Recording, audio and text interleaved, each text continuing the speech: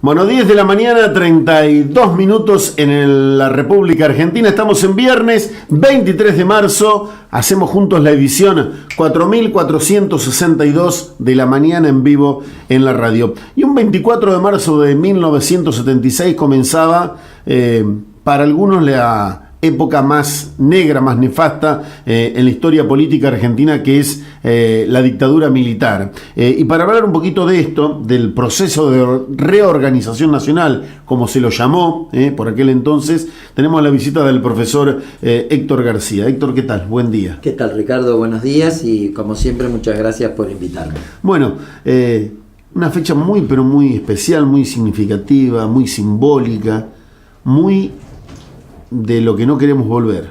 Exactamente. Bueno, vos lo dijiste muy bien. Usaste palabras adecuadas. Dijiste algo a lo que no queremos volver y hablaste de lo simbólico. Bueno, mirá, la dictadura militar, lo que la gente tiene que saber, porque, a ver, nosotros tenemos que generar conciencia, porque si no generamos conciencia histórica, hay procesos con distintas personas y en distintas circunstancias que pueden repetirse. O sea, la historia no se repite en cuanto a las mismas personas, ni los mismos hechos, y quizás Claro, ni los mismos lugares. Pero sí hay tendencias y procesos que, cuando los pueblos olvidan lo que ocurrió, pueden volver a repetirse. ¿Por qué? Porque se adormece, lo que dicen muchos historiadores, la conciencia, que es lo que el ciudadano tiene que tener bien despierto. Primero, a veces a mí me duele escuchar en algún vecino o en algún conocido o alguien que por ahí se expresa, y un poco, no pasa tanto acá, por supuesto, pero sí en los grandes centros urbanos, la gente está acosada por el tema de la inseguridad y el crecimiento de la delincuencia, y de repente te dice, bueno, ojalá vuelvan los militares. Es una frase que se ha escuchado en varios lugares. Y bueno, primero ahí tenemos, y yo, si la gente me está escuchando, y yo sé que después vos lo publicás en un diario que es muy leído, el Master News, es bueno clarificar esto. La gente tiene un error conceptual tremendo con respecto a que si volvieran los militares terminarían con la delincuencia, estaríamos en una sociedad más segura, más protegida. Bueno, hay un error por desconocimiento. En la época de los militares no se ocupaban de la delincuencia común. De la delincuencia común se ocupaba la policía, como se ocupa hoy.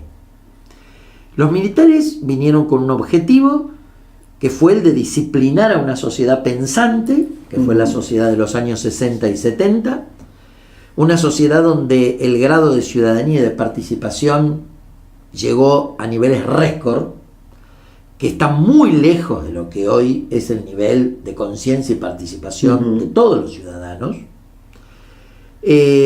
Había fuerte identificación ideológica con un mundo que todavía era el mundo del Estado benefactor, un mundo que para la Argentina significaba una sociedad inclusiva, pleno empleo, y ahí sí se podía decir que aquel que no tenía trabajo era porque no quería, porque era vago, como también se dice, y esto y el otro, porque era una sociedad donde, si uno quería trabajar, trabajaba.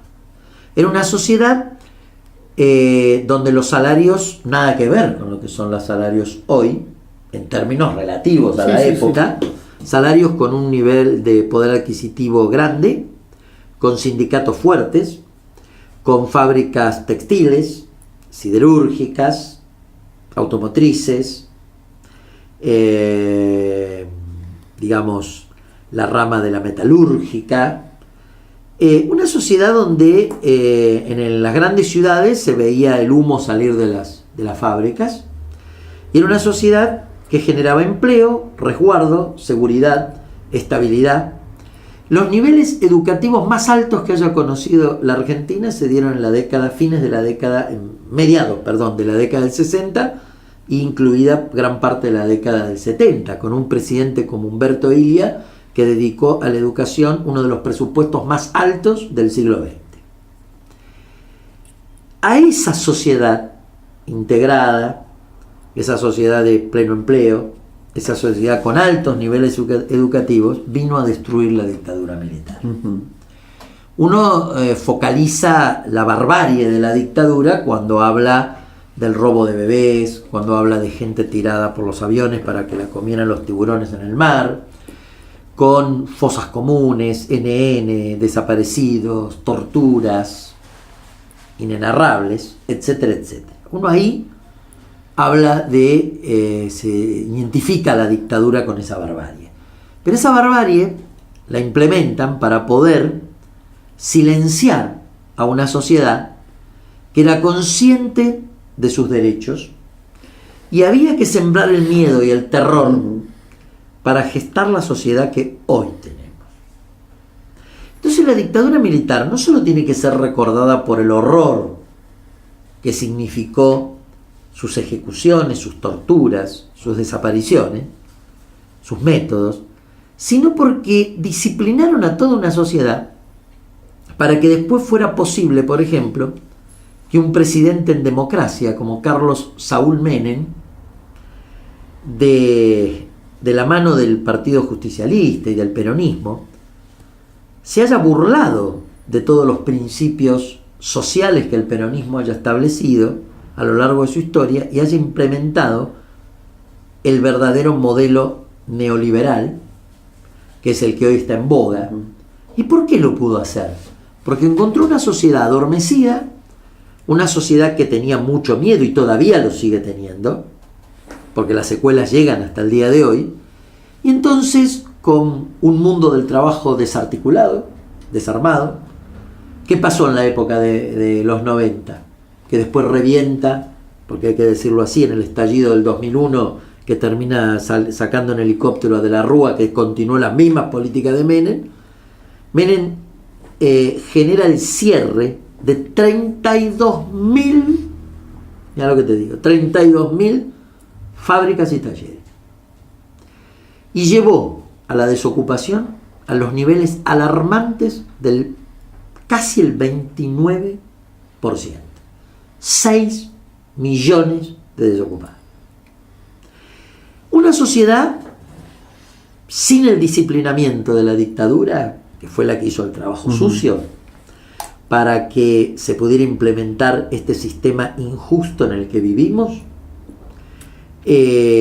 fue la obra principal de la dictadura. Y aquellos que añoran una vuelta de los militares porque piensan que entonces va a haber orden, no va a haber delincuentes, yo le quiero decir a esa gente que yo nací en el distrito de La Matanza y viví 24 años en el distrito de La Matanza hasta que me casé y me fui a Lomas de Zamora, al centro de Lomas de Zamora, y después vine a América. Con mis abuelos tomábamos fresco en verano con una casa que tenía una verja de 50 centímetros de alto, no había rejas, teníamos la puerta abierta y con mis dos abuelos maternos tomábamos fresco hasta la 1 de la mañana, 12:30 de la noche, sobre una avenida, partido de La Matanza, y no teníamos ningún temor de que se bajara nadie con un revólver, nos metiera adentro, o nos pegara un tiro, nos robara, o hiciera lo que quisiera como pasa hoy. Ahora yo le quiero decir a esa gente que no ocurría eso, no porque había una vigilancia de las Fuerzas Armadas en la calle, no ocurría porque todavía, a pesar que la dictadura vino a destruir esa sociedad, todavía había una sociedad de pleno empleo, una sociedad que protegía, podríamos decir que era una sociedad mucho más feliz para los sectores populares y medios, y por lo tanto no había proliferado los niveles de delincuencia que tenemos hoy. Que muchos vuelven a buscar la solución en el gatillo fácil, en, pegale un tiro, como dijo la señora ministra de Seguridad. Si le pegó un tiro en la nuca, por la espalda, como sea, un chico de 12 años, es un detalle, dijo. Con lo que me preocupa, porque nunca las fuerzas de seguridad tienen que tener cheques en blanco. No. Las fuerzas de seguridad tienen que cumplir su rol, y cumplen un rol muy importante. Me estoy refiriendo a la policía, a la gendarmería, sin duda porque ellos son los que nos cuidan, y de eso no tengo ninguna duda. Pero asignarles un rol discrecional es peligroso. Porque también nos tenemos que preguntar qué preparación tienen las fuerzas de seguridad hoy en la Argentina y muchos temas más. De la cual no tiene la culpa el policía, no tiene la culpa el gendarme, tiene la culpa las políticas que se han implementado y se siguen implementando con una formación que no atiende a lo más importante de la formación de un gendarme o un policía, que es su dimensión humana y ciudadana. Entonces me parece peligroso pensar que vamos a terminar con la guerrilla metiendo a todos en un paredón. Y los que piensan así, los invito a que vean lo que es la realidad de Brasil. Brasil es un país que hace años habilitó la discrecionalidad. Existen escuadrones de la muerte, aparece gente acribillada en cualquier lugar y los matan. La policía los mata, entra a la favela, no pregunta quién es, tira. Bueno, Brasil hoy tiene los índices de delincuencia más altos de su historia. Porque no pasa por ahí. Pasa por lograr una sociedad que no viva en la exclusión, en la miseria, en la segmentación y en el resentimiento. Y no se entiende esto. ¿Por qué no se entiende? Porque a los que defienden este modelo de capitalismo financiero injusto, que cada vez va dejando más gente en el camino, piensan que la solución es esa. Hace poco asesinaron a una concejal en el centro de Río de Janeiro, acribillada a balazos. Es cierto. ¿Quién fue? Gente relacionada a la policía. ¿Por qué? Porque le pasan una factura política al presidente de Brasil, a Temer, porque la policía está molesta con la presencia del ejército. Y al otro día hubo un caso emblemático que nadie quiso saludar con la venia, un general del ejército, cuando por estilo se hace, y eso está demostrando que el despliegue del ejército y de toda la fuerza que vos quieras en la calle no es la solución. ¿Por qué no miramos Brasil? Nosotros estamos lejos, gracias a Dios, de ser Brasil. Gracias a Dios. ¿No? Y de una situación caótica que vive en otros países de Latinoamérica como Colombia. Pero a ver, no tengamos cuidado con lo que habilitamos y tengamos cuidado con lo que decimos. Y yo lo perdono al vecino o al ciudadano que lo dice, porque no lo dice por desconocimiento. Dentro de lo que él mira, seguro, dice, bueno, ahora no se puede vivir. Yo conocí una época donde se podía vivir y tiene razón en eso.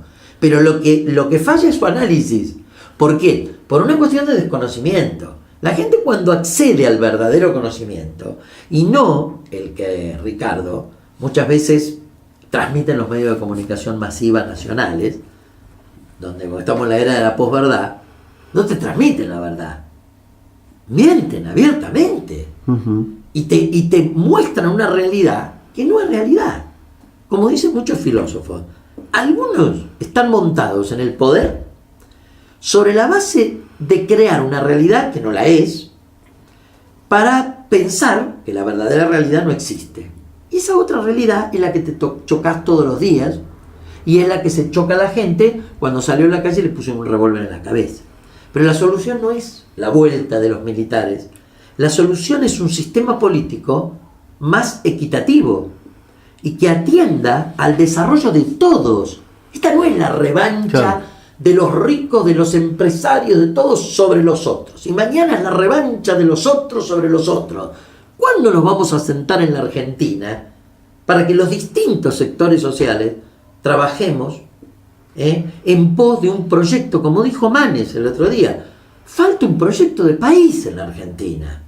Y no lo tiene nadie hoy. Porque estamos discutiendo el corto plazo, la inflación, las tarifas. Ya estamos pensando en las elecciones del 2019. ¿Quién piensa en la Argentina a 30 años? Nadie. Entonces eso también genera malestar. No hay proyecto, no hay acuerdos políticos, no hay políticas de Estado. Entonces no vamos a solucionar el problema. Vemos, decomisan tanta marihuana, tanta cosa. No están combatiendo de fondo el narcotráfico. Porque el combate de fondo al narcotráfico se va a dar el día que mejoren las condiciones sociales. Porque si las condiciones sociales son violentas, segmentadas, excluidas, rabiosas y violentas, el narcotráfico va a encontrar mano de obra barata. Pero por favor, encontrás un chico que te venda droga de soldadito y le pagas 100 pesos por día. ¿Pero cuándo ves 100 pesos? Y a ver, porque después sabemos que caen las bandas, pero los grandes que duermen no en la villa, sino los country, eso no cae. Tal cual. Eso no cae. Y esto no quiere decir, como siempre yo digo, que en la villa viven todos delincuentes. Y en los country vive la gente decente. No. En la villa hay delincuentes y gente decente. Y en los country hay delincuentes de guante blanco y gente decente. Bueno, hagamos la grieta. Unos, los otros. Los blancos y los negros. La villa, No, señores. Porque no vamos a tener paz social en la Argentina. Pero estas fechas tienen que servir para recordar lo que significó la dictadura militar en cuanto a los métodos, en cuanto al horror, la desaparición, el ataque a la dignidad humana, más allá también de la libertad, sino que tiene que servir para saber que la dictadura militar vino a destruir una sociedad para que hoy fuera posible esta sociedad en la que estamos. Entonces, ¿qué se necesita? Mucha concientización. Por eso que yo particularmente te agradezco a vos y agradezco a los medios locales que dan esa posibilidad. Que no te la dan los medios nacionales. Porque los medios nacionales, cuando alguien, según el 70% de los medios, no dan esos lugares o llaman a gente que da vuelta, que trata de justificar y que trata de terminar diciéndole al vecino que tiene razón. Si viniera la mano dura, vamos a terminar con esto. Y porque tienen intereses creados. A ver, con esto no se va a terminar por la vía de la represión. Porque la fábrica de pobreza, la fábrica de exclusión, la fábrica delictiva, está funcionando las 24 horas del día. Claro. Y mañana matan y matan y matan y vuelven a aparecer. Entonces, es un genocidio, digamos, sistemático a lo largo del tiempo, pero que no soluciona absolutamente nada y que se lleva vidas. Y muchas vidas inocentes. Héctor, muchas veces se habla del genocidio y muchas veces se habla y se tira la frase de 30.000 desaparecidos. ¿Fue así? ¿No fue así? ¿Cómo se llega a esta cifra? Si realmente fue esta la cifra. Mirá, cuando se discuten las cifras, yo siempre me repito lo que dijo un historiador, Benedetto Croce, un historiador italiano, a raíz del nazismo. ¿Pero cuántos mataron los nazis? 6 millones de judíos, 500.000 gitanos, no sé, 70.000 testigos de Jehová, 80.000 homosexuales, discapacitados, porque eran, digamos, todos los que iban a los campos de exterminio. A ver, ya que se hayan matado 10, es un grave problema. Después, una vez que vos habilitás la muerte de 10, habilitás la muerte de millones. ¿Se entiende? Mira, yo te voy a decir una cosa. Hay una discusión con el tema de los 30.000 desaparecidos, que 30.000 no, que sí, que son los desaparecidos, pero algunos están vivos. Bueno, te voy a decir una cosa. Primero, el Servicio de Inteligencia norteamericano, estableció que en la Argentina, cuando llega el golpe del 76, se calculaba que había 1.200 personas con armas. O sea, guerrilla. 1.200. Bueno. Después se empezó a discutir si los desaparecieron entre 5.000 y 7.000. El ejército dijo que eran 5.000. Esto fue desmentido cuando se inicia el proceso a las juntas del presidente Alfonsín, cuando se hace el informe del Nunca Más, que esta fue la verdad una acción loable del expresidente hoy ya fallecido, y que estableció que habían existido alrededor de 9.500 desaparecidos. La justicia es lenta, pero la justicia siguió, porque después, bajo la presidencia de Néstor Kirchner, la abolición de las leyes de punto final y evidencia de vida, que también es otro paso trascendente, porque así como se reconoce a Alfonsín, hay que reconocer el paso que dio en materia de derechos humanos Néstor Kirchner, que fueron los únicos 2 presidentes que accionaron el mecanismo que permite que hoy los genocidas, es el único país en Latinoamérica, te diría en el mundo, que tiene preso a sus genocidas, con lo que la Argentina en ese aspecto es un ejemplo. Sí, y se está hablando de que los van a empezar a soltar. Ahora vamos a ir a ese tema. Porque eso es político. Netamente político, pero te voy a explicar por qué. Algunos quieren sacarlos a la calle. ¿Por qué? Digamos, después te sigo con este razonamiento, la justicia sigue avanzando en la investigación. Bueno, hoy hay alrededor de 20.000 casos probados, 19.000 y pico. Probablemente en 30 años, capaz que llegamos a los 30.000. Si vos me preguntás, comprobado por la justicia, yo, alrededor de 20.000. Lo que dicen los organismos de derechos humanos, que son alrededor de 30.000. Y los que niegan lo que hizo la dictadura, hablan de 5.000. Pero la verdad, no discutamos números, discutamos lo que significó. Claro. Y lo que está significando, porque a mí no me gustan estos guiños que está haciendo la actual administración, de, bueno, primero fue el 2x1, la sociedad se movilizó, y bueno, para atrás con el 2x1, siempre atrás, porque el Congreso sancionó esa ley después que vio la presión social. Ahora que Checolás, que pobrecito el comisario Checolás, que yo, se fue a pasar el verano al barrio Los Troncos. Fueron los vecinos del barrio Los Troncos los que pidieron que lo saquen de ahí. Hoy volvió a la cárcel de Marcos Paz y que se atienda ahí. El otro día, hace 20 días, murió Luciano Benjamín Menéndez, que fue el famoso comandante en jefe del tercer cuerpo de ejército en Córdoba. Bueno, que estaba detenido. Y ahora se habla de bueno, porque ya están viejitos, porque ya son gente grande, y dejemos que se vayan a terminar de morir a la casa. Yo quiero recordar que el señor Astiz, que es uno de los carniceros más grandes que ha tenido la historia argentina, oficial de la Armada, que participó en la masacre de la ESMA, no es tan viejito. Y el otro día ya parece que Astiz buscaba tener permisos. La señora Cecilia Pando, que ha defendido tanto a este desastre, que llegó a decir en un programa de televisión con Chiche Hemblo, llegó a decir que cuando Chiche le dice, ¿vos aún defendés el robo de bebés? Sí, yo aún defiendo que hayan robado los bebés. Esa señora quiso tomar un cargo de maestra. Bueno, por suerte no lo tomó, porque la sociedad reacciona, pero hay un avance político. ¿Y sabés por qué hay un avance político?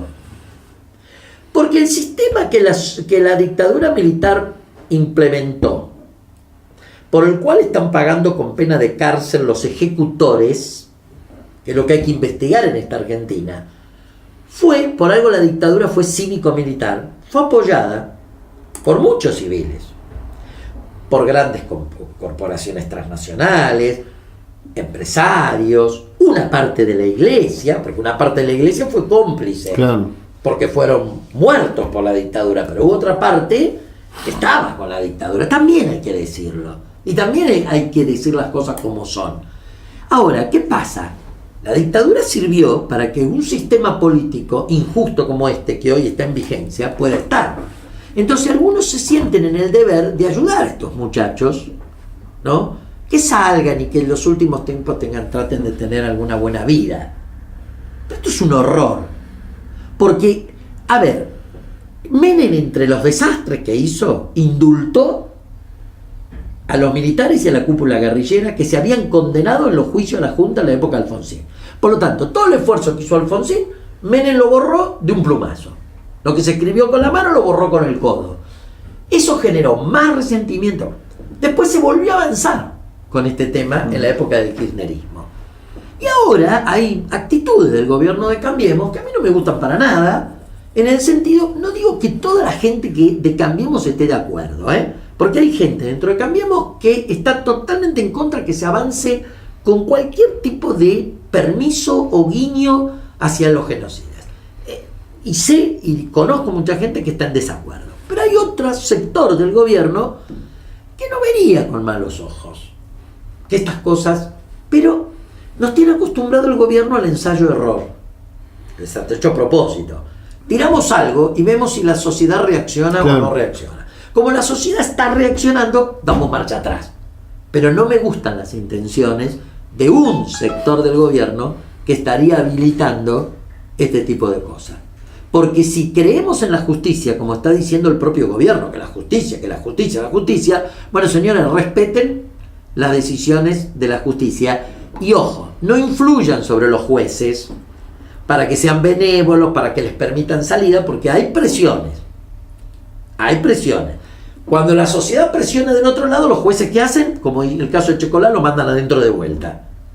Pero no tenemos que vivir bajo la presión del gobierno, bajo la presión de la sociedad. Fueron condenados, que terminen su condena en la cárcel hasta los últimos días, como corresponde. Se enferman, que tengan atención médica. Yo me pregunto, estos señores, en época de la dictadura, ¿qué atención médica le brindaron a sus prisioneros? Los torturaron, violaron a las mujeres, las manoseaban. No nos olvidemos la noche de los lápices. Estas hienas, porque otra cosa no se puede decir, toqueteando y manoseando chicas de 16 años en el pozo de Banfield, que después fueron ejecutadas, como Claudia Falcone.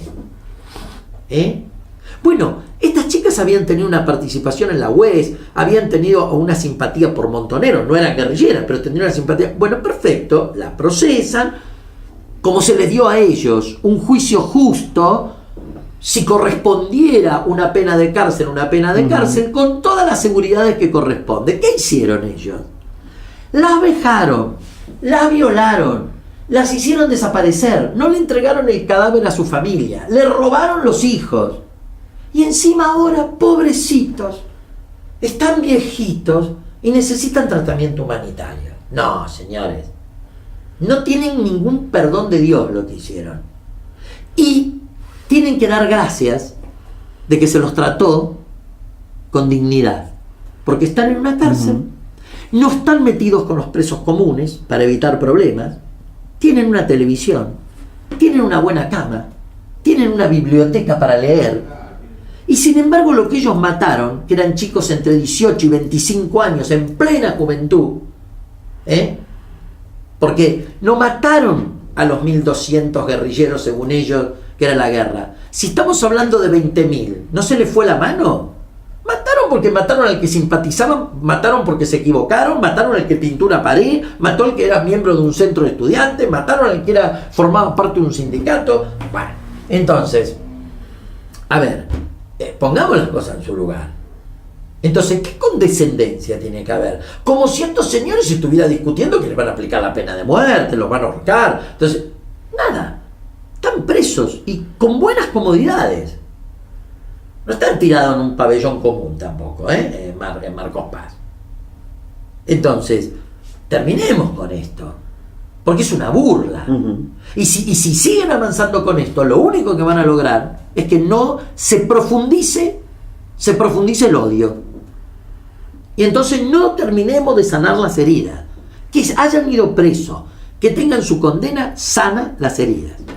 Y después se seguirá investigando con otros Héctor, ¿y usted cree que se reconoce a nivel ciudadanía el trabajo que hizo Alfonsín para poder llevar a juicio y a la cárcel a todos estos genocidas? Muy poco porque la gente olvida. Alfonsín ya quedó lejos.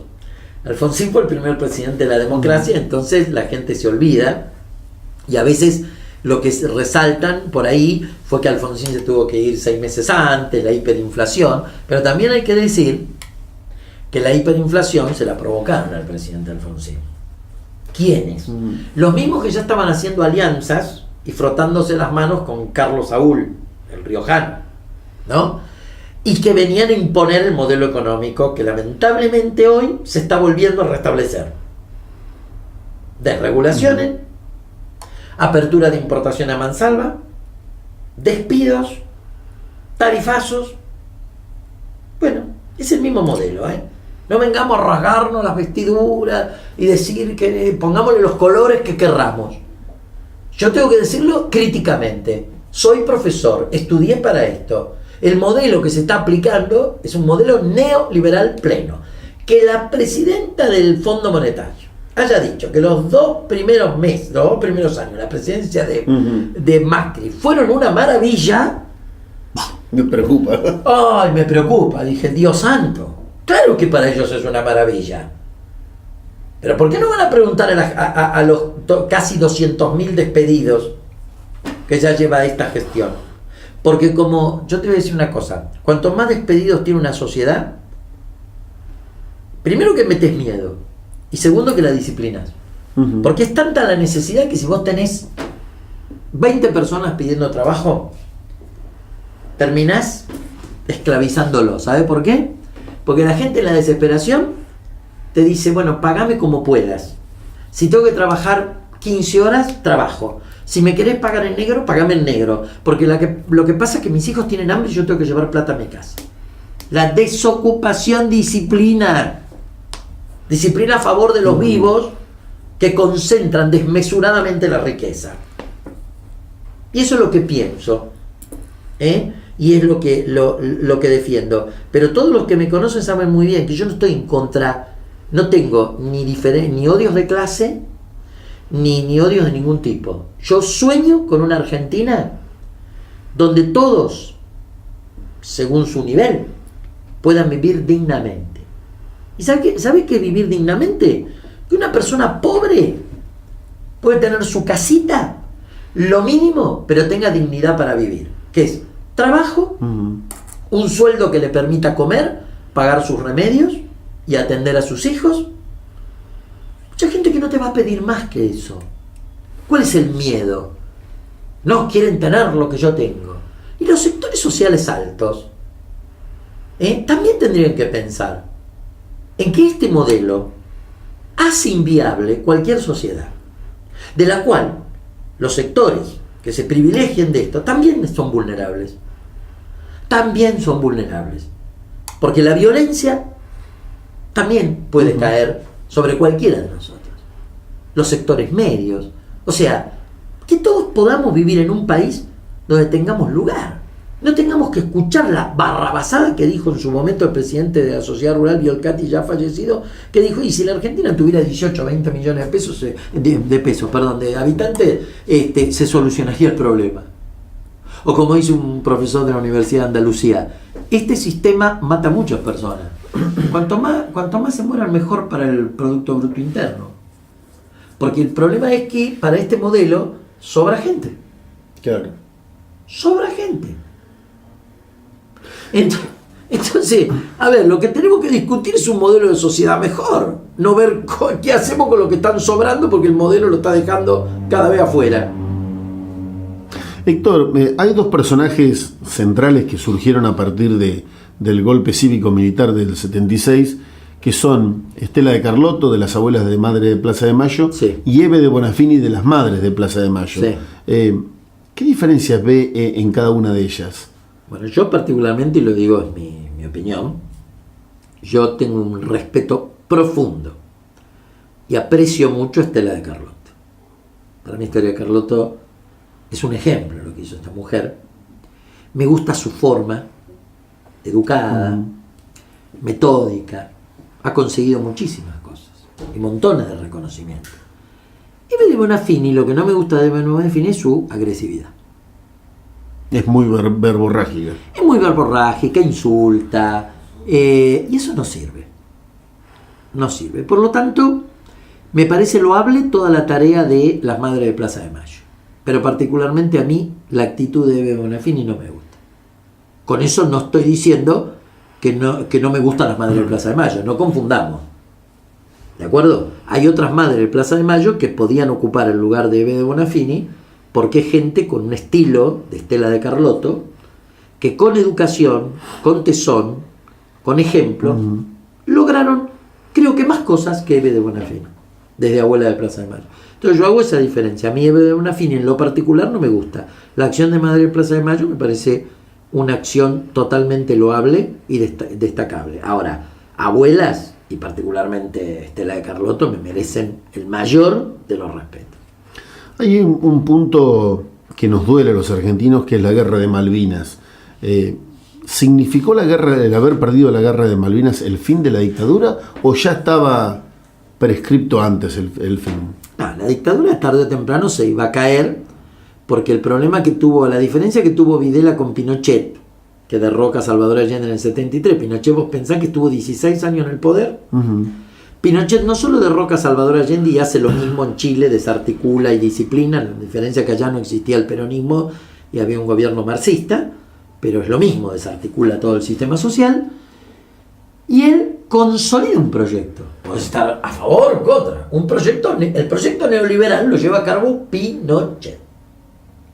Y después consigue toda una serie de impunidades nombrándose senador vitalicio.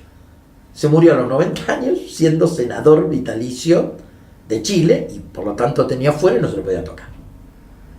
La hizo bien, digamos, ¿no? Se preparó su futuro. Hubo un proyecto en Chile que después fue continuado por algunos gobiernos de derecha, discontinuados por algunos. O sea, hay diferencias entre Bachelet y Piñera. Bueno, para ahí vuelve Piñera, vuelve el ajuste. Con Bachelet hay una política más redistributiva, pero bueno, en general después se acompañó en democracia.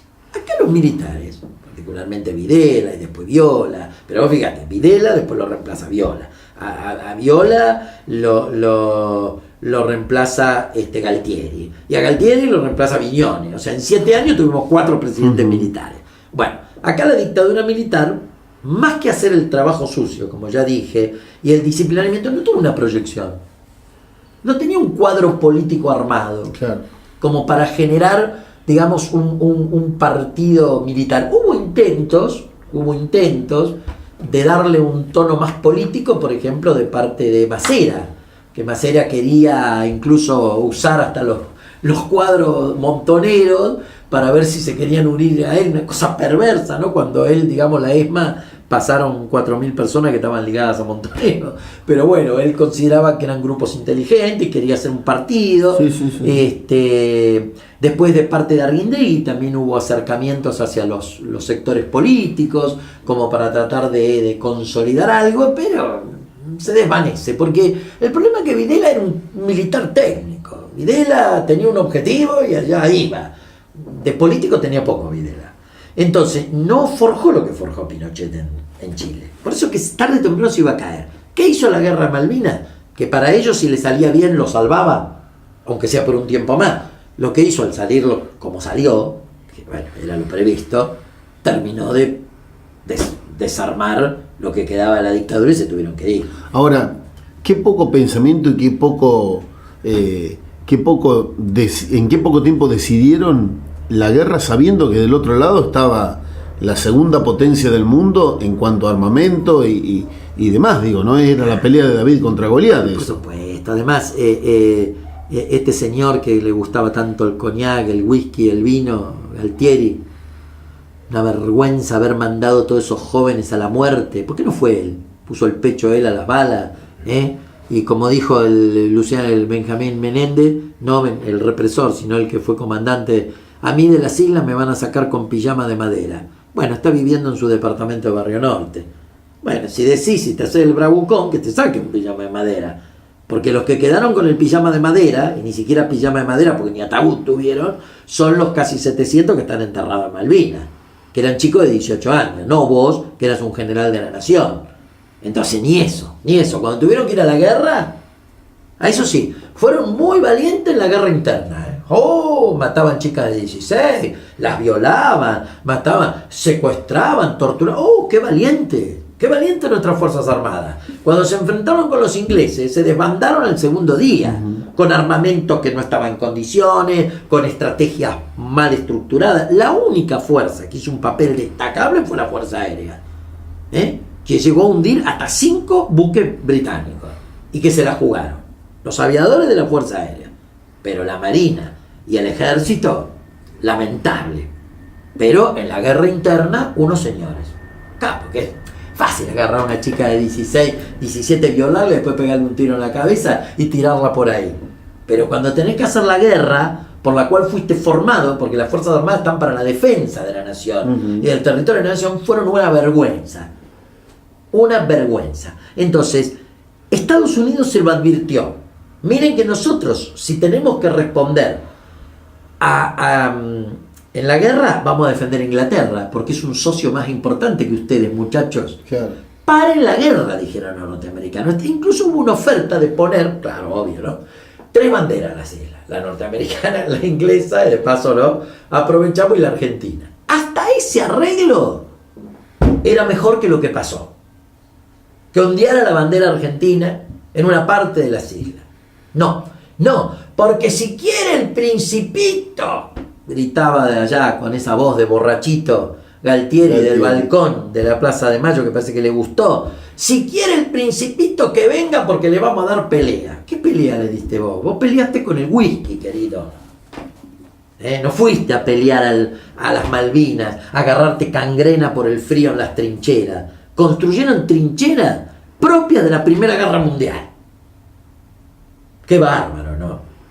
Qué bárbaro. Pero para otras cosas nuestras Fuerzas Armadas eran expertas.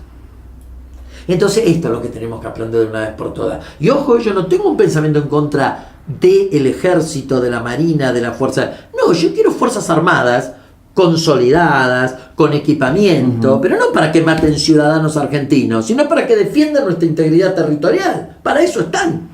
Tal cual. La represión interna es un problema de la policía, de la gendarmería, y no quiero hablar de represión, quiero hablar de seguridad interna, porque la represión ya es el uso de la fuerza que resulta lamentable, y sobre todo sobre quienes se usa también, ¿no?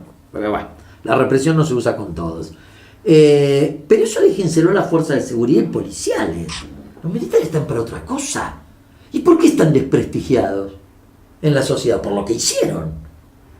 Es cierto.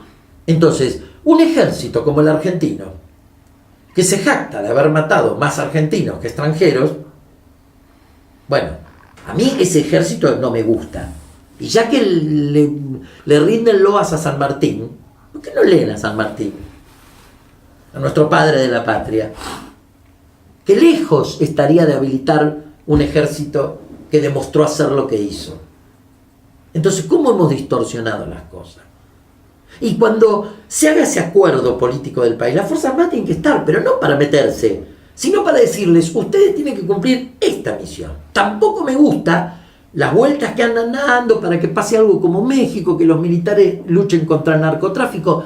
No, porque transformar a nuestros ejércitos en grupos que tienen que luchar contra el narcotráfico es denigrarlos.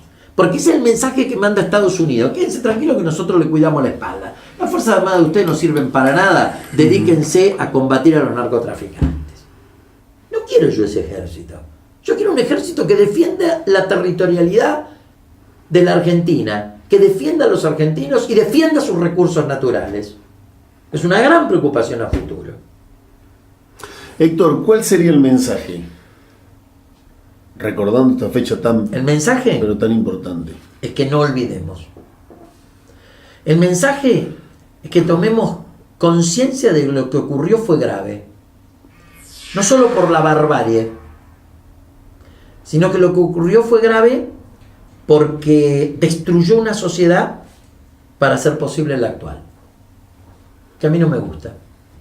Es en la que vivo, en la que viven mis hijas, mi familia, mi nietito. No me gusta. No me gusta. Tampoco estoy diciendo con esto que vamos a volver para atrás, porque no se vuelve para atrás.